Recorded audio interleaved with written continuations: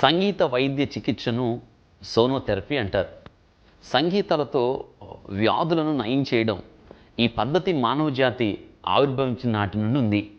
ఏదైనా సంగీతం విన్నప్పుడు విన్నవారు వారికి తెలియకుండానే సంగీతానికి లయబద్ధంగా కాళ్ళు చేతులు తల ఊపడం జరుగుతూ ఉంటుంది. మన చిన్నప్పుడు మన తల్లులు మనకు జోలపాటలు పాడారు. ఈ జోలపాట విన్నప్పుడు మనం నిద్రపోయాం. అంటే పరోక్షంగా సంగీతంతో నరాల ఉత్తేజాన్ని తగ్గించి మానసిక ఒత్తిడికి దూరంగా నిద్రలోకి వెళ్ళడం జరుగుతుంది. సంగీత చికిత్స సామర్థ్యాన్ని తెలియజేసే చారిత్రక ఆధారాలు అనేకం ఉన్నాయి. శాస్త్ర ప్రకారం ఈ సంగీతం ఏ విధంగా చికిత్సలో వినియోగపడుతున్నది అనే అంశంపై 1969లో అమెరికాలో శాస్త్రవేత్తలు ఎన్నో పరిశోధనలు చేశారు. మనిషి తన మేధస్సులో 10వ వంతు మాత్రమే వినియోగించుకుంటున్నాడు. మెదడును మరింత ఉపయోగించాలని శాస్త్రవేత్తలు ప్రయత్నాలు చేస్తూనే ఉన్నారు. ఈ రంగానికి చెందిన సైన్స్ను ససిస్టపాలజీ అంటారు. మనసు శరీరం పూర్తిగా విశ్రాంతి పొందిన దశలో ఏ విషయాన్నైనా నేర్చుకోవడం సులభం అనే సూత్రంపై ససిస్టపాలజీ ఆధారపడి ఉన్నది. పూర్తి విశ్రాంతి పొందాలంటే 100% సంగీతమే శరణ్యం. సంగీతం వినడం వల్ల పాఠాలు ప్రతిభావంతంగా నేర్చుకోగలుగుతారనేది ఇటీవల కాలంలో శాస్త్రవేత్తలు జరిపిన పరిశోధనలో తేటతెల్లమైంది. సంగీతం వల్ల మొక్కల ఎదుగుదల దృఢంగా ఉంటుందని, ఈ సంగీతం ఉపయోగించి పంటల దిగుబడి అధికం చేయవచ్చునని, సంగీతాన్ని విని పశువులు పాలు ఎక్కువగా ఇస్తావని శాస్త్రవేత్తలు వివరిస్తున్నారు. ఏ వ్యాయామం చేసినా మనిషి అలసిపోతాడు, కానీ సంగీతం వల్ల అలసట రాదు.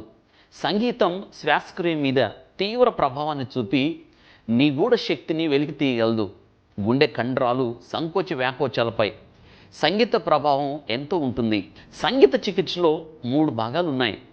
మొదటిది శరీర అవయవం నొప్పి వంటి బాధను తగ్గించడానికి ఉపయోగపడుతుంది. గుండె నొప్పి లేదా పెద్ద యాక్సిడెంట్ అయిన తర్వాత రోగి కోలుకునేందుకు సంగీతం గొప్ప ఔషధంగా పనిచేస్తుంది. రెండవది సంగీతం మానసిక చికిత్సగా ఎంతగానో ఉపయోగపడుతుంది.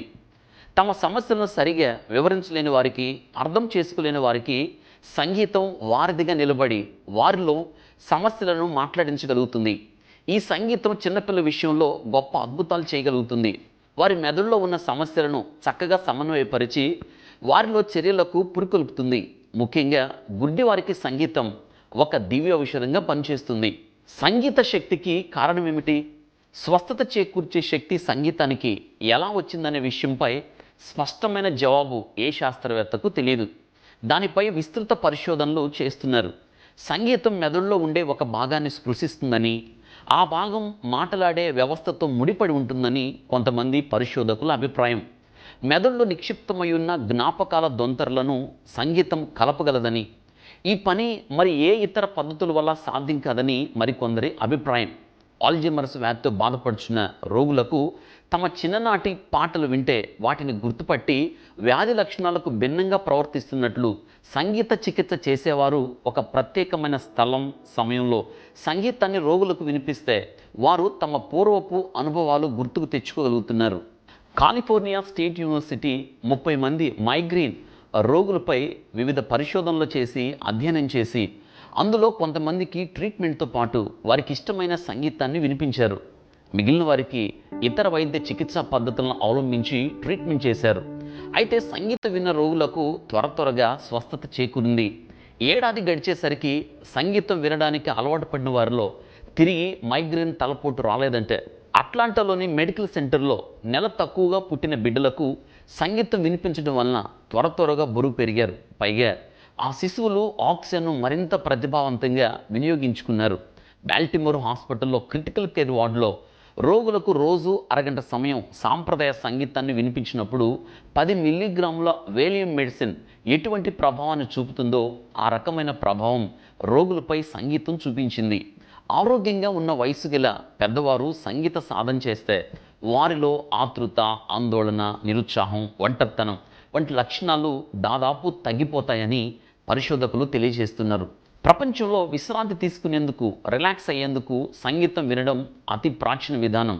డిమెన్షియా వ్యాధిగ్రస్తులకు సంగీతం వ్యాధి తగ్గడంలో ప్రముఖ పాత్ర వహిస్తుంది.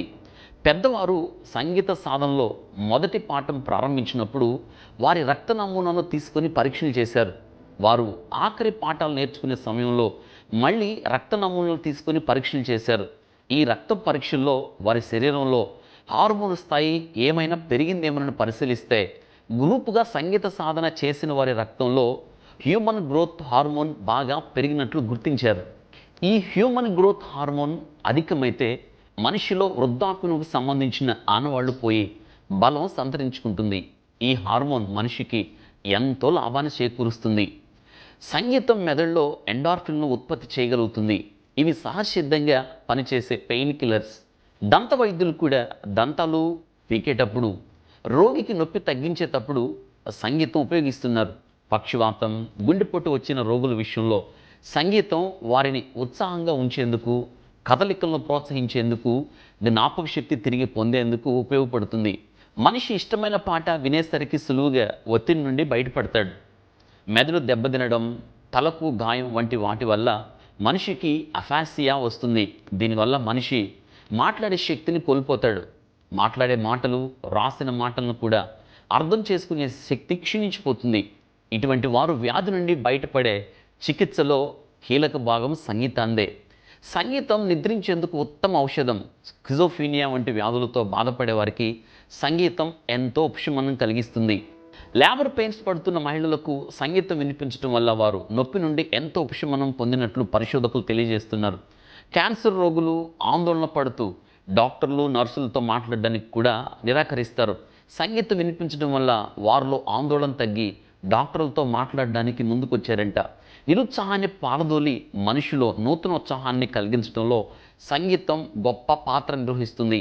అలాగే ఆవేశం, మానసిక కృంగుదల, వెనుకబాటుతనం, నేర్చుకునే శక్తి లేకపోవడం వంటి అవలక్షణాలను తగ్గించి ప్రశాంతత, ఆలోచనలు ప్రేరేపించే విషయాల్ని సులువుగా నేర్చుకునే శక్తిని ప్రసాదించడంలో సంగీతం అన్నిటికన్నా ముందే ఉంది. సంగీతం చికిత్స ఎలా పనిచేస్తుంది? సంగీతం మనిషి రక్తపోటును తగ్గిస్తుంది.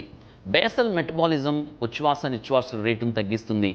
ఒత్తిడికి ప్రతిస్పందనను అధికంగా రానియదు. సంగీతం వల్ల శరీరంలో ఎండార్ఫిన్లు ఉత్పత్తి పెరుగుతుంది. ఎండార్ఫిన్లు అంటే సహజ నొప్పి నివారణ పదార్థాలు. అంతేకాదు, లాలాజలంలో ఇమ్యునోగ్లోబిన్ స్థాయిని కూడా పెంచుతాయి. ఈ ఇమ్యునోగ్లోబిన్ గాయాలను త్వరగా మాన్పగలుగుతుంది. హృదయ స్పందన రేటును అదుపు చేస్తుంది.